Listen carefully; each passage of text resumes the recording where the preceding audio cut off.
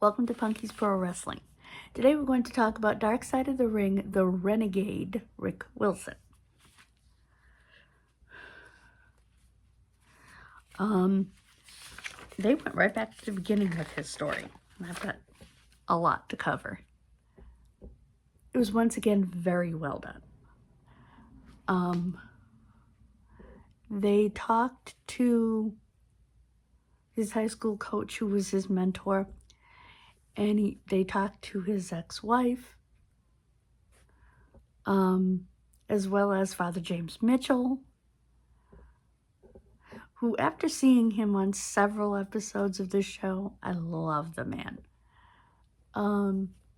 They talked to Joe Gomez, who was his tag team partner.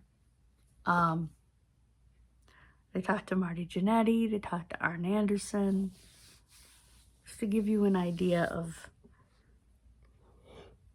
And John Pollock, who is a longtime wrestling reporter online and in newsletters. So, basically,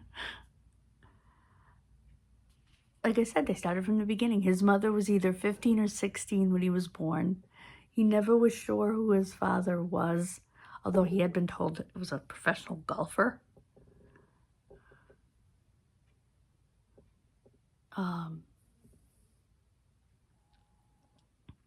His stepfather abused him physically. He became a male dancer with a group called Ultimate Fantasy. He used that to pay for wrestling school. At one point, he was in the ring at an indie show and doing his thing, which is similar to the Ultimate Warrior. And the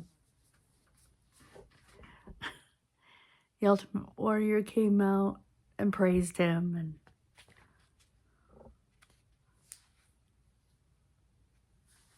it was pretty cool. Kind of hung out with him in the ring. I guess they posed together and stuff. Then Hulk Hogan decided to bring him into WCW as an Ultimate Warrior clone, as his ultimate surprise. Well, yeah, ultimate surprise. Ultimate disaster is what it turned into, because it's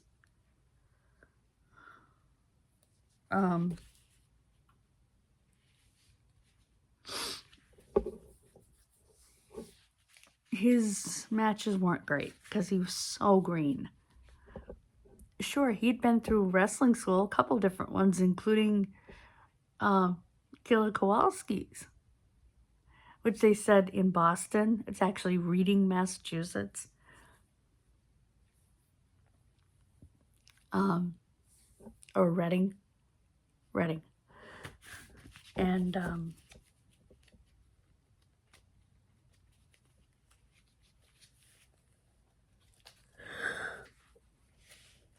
excuse me, which is an excellent school. He was not ready to be put that high up, to be put with Hogan, to be the ultimate surprise. It turned out to be the Renegade, Rick Wilson. Who the blank is this? When people were expecting the Ultimate Warrior.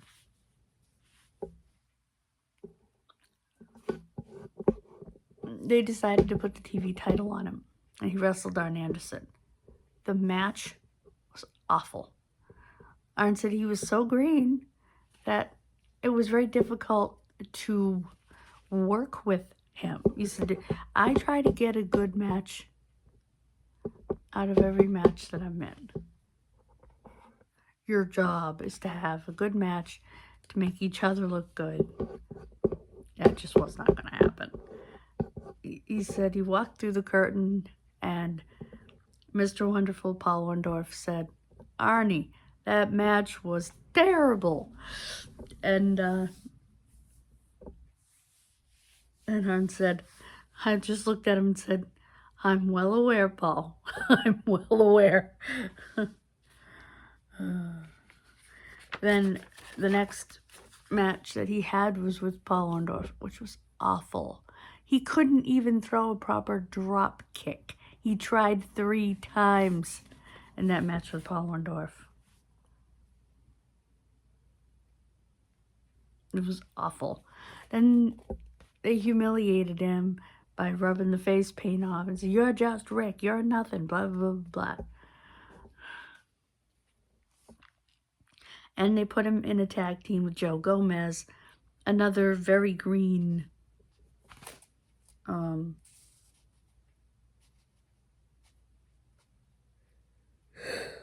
my goodness.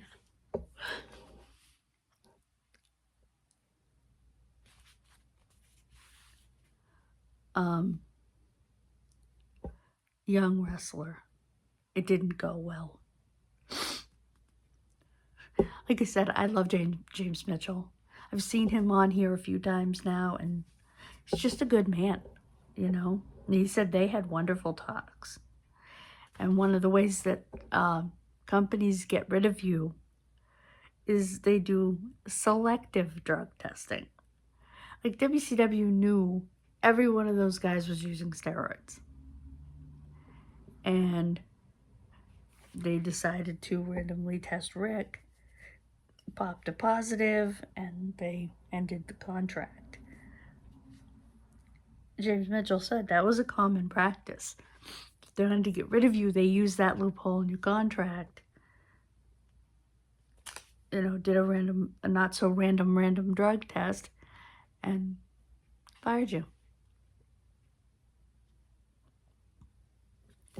He left wrestling, went back home to the South, back to Georgia, and trained to become a farrier, which is someone who shoes horses. And he started dating a stripper at a very high-class gentleman's club, the Golden something, in Atlanta.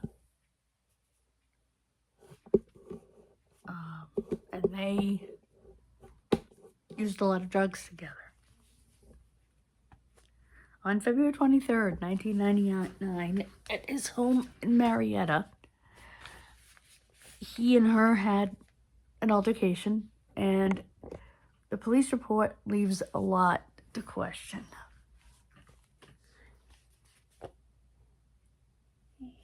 Excuse me. Because she says that he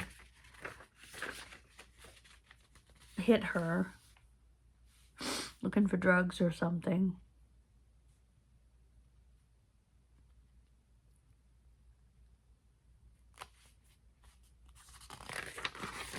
And she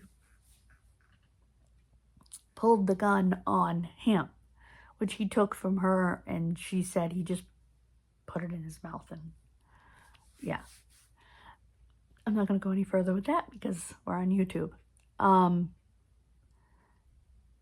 But is that what happened?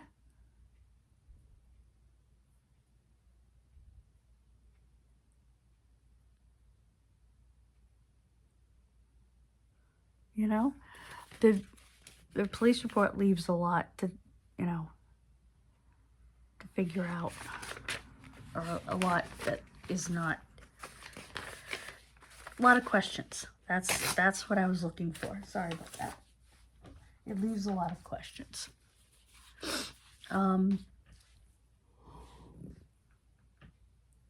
my mind, as to what really happened. Like John Pollock said, 2 people were in that house. Only one of them is alive. And she wouldn't do an interview for the show, which says a lot in my opinion.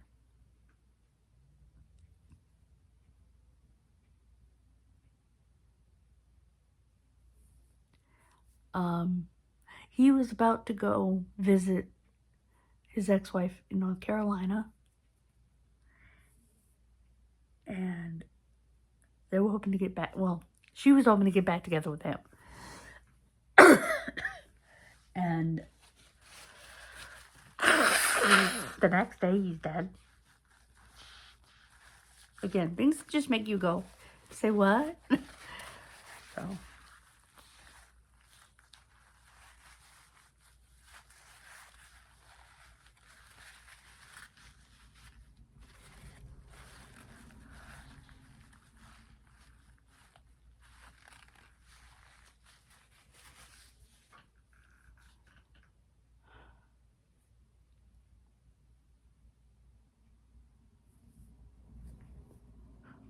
Sorry, I was thinking about something and my lips were moving. Anyway. Everyone made it clear that this was a kind, good-hearted man who didn't deserve to be put in the position that he was put in. No one does. His dream was wrestling, and his dream became his nightmare. So, that's the easiest way I can put it. His dream became his nightmare.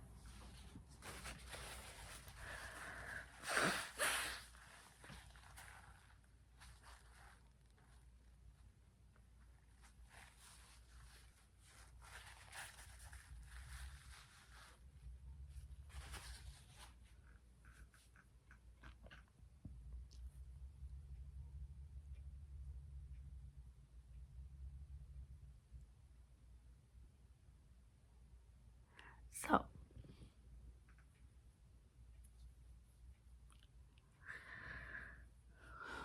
thank you so much for joining me.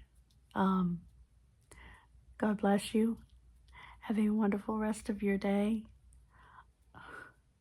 I hope that you enjoyed this video. I think the show was so well done.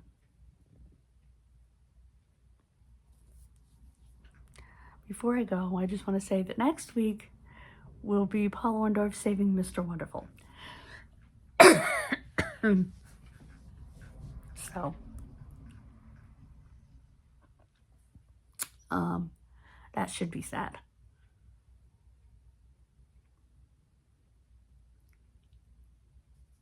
Anyway.